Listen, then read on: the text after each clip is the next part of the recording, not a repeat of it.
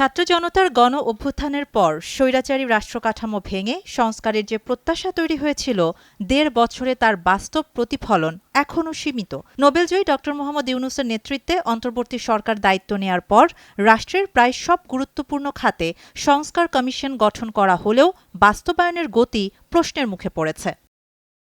সরকার ঘোষিত ১৭০টি সংস্কার সুপারিশের মধ্যে পুরোপুরি বাস্তবায়ন হয়েছে মাত্র ৫৫টি, আংশিক হয়েছে ২৩টি, অর্থাৎ ২/৩ বেশি সুপারিশ এখনও কাগজেই রয়ে গেছে। সবচেয়ে বেশি অগ্রগতি দেখা গেছে শ্রম ও কর্মসংস্থান মন্ত্রণালয়ে, এরপর আইন ও বিচার বিভাগ এবং লেজিসলেটিভ ও সংসদ বিষয়ক বিভাগে। কিন্তু জনপ্রশাসন, পুলিশ ও মাঠ প্রশাসন, যেগুলো রাষ্ট্র ক্ষমতার মূল স্তম্ভ, সেখানে সংস্কারের গতি সবচেয়ে ধীর।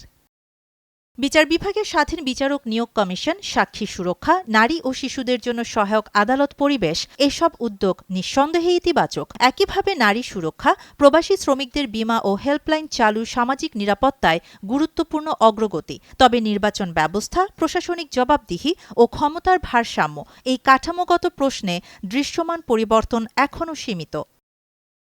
সরকার সংশ্লিষ্টদের মতে ধীরগতির মূল কারণ আমলাতান্ত্রিক প্রতিরোধ ও প্রাতিষ্ঠানিক জড়তা। সংস্কার মানে ক্ষমতা, নিয়ন্ত্রণ ও সুবিধা হারানোর শঙ্কা, এই ভয় থেকেই ভেতরে ভেতরে শক্ত প্রতিরোধ তৈরি হয়েছে। বিশেষ করে যেসব সুপারিশ নির্বাহী আদেশেই কার্যকর করা যেত, সেগুলো বাস্তবায়নে বিলম্ব সরকারের রাজনৈতিক সদিচ্ছার ঘাটতি নিয়েও প্রশ্ন তুলছে।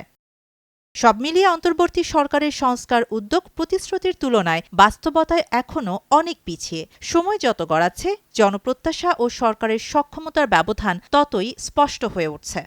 শাহানা জাহান, নয়াদিগন্ত।